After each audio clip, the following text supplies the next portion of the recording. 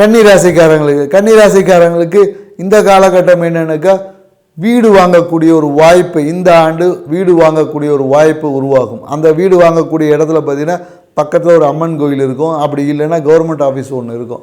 So மேலும் என்னென்னாக்கா நிறைய பேர் என்னென்னாக்கா வீட்டை இடித்து கட்டக்கூடிய ஒரு வாய்ப்பு இருக்குது. ஏன்னா இந்த நீங்கள் கன்னிராசிக்காரங்க வீடு வாங்கும்போது இந்த தென்மேற்கு மூலை தெற்கு சைடு பாதிப்புக்குள்ளான ஒரு வீடு தான் இவர்களுக்கு அமையும். ஸோ அதனால் என்னென்னாக்கா வீடு வாங்கும்போது கொஞ்சம் வாஸ்து சரி பண்ணிக்கணும். வாஸ்து உள்ள வீட்டை அமைப்பதோ வாஸ்து உள்ள வீடை கட்டுவது தான் சிறப்பு. ஏன்னா அதன் மூலயமா சில பிரச்சனைகள் வருவதற்கான வாய்ப்புகள் இருக்குது. மேலும் என்னென்னாக்கா இந்த காலகட்டத்தில் வாழ்க்கை துணையோட நல்ல ஒத்துழைப்பு கிடைக்கும்.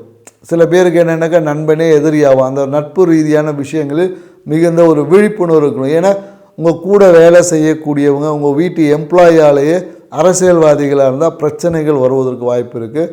மேலும் வேலையில் பார்த்திங்கன்னா ஒரு அழுத்தமான சூழல் தென்படும். அது குரு பெயர்ச்சிக்கு அப்புறமா மாறிடும். ஸோ வேலையில் எனக்கு உங்கள் நண்பர் கொலிக்கு யாராவது வரலைன்னா அவங்க வேலையும் சேர்த்து செய்ய வேண்டிய ஒரு அழுத்தமான சூழ்நிலை இருக்கும். குரு பெயர்ச்சிக்கு அப்புறமா கண்டிப்பாக கன்னிராசிக்காரர் ப்ரொமோஷன் என்பது உறுதி. நன்றி, வணக்கம்.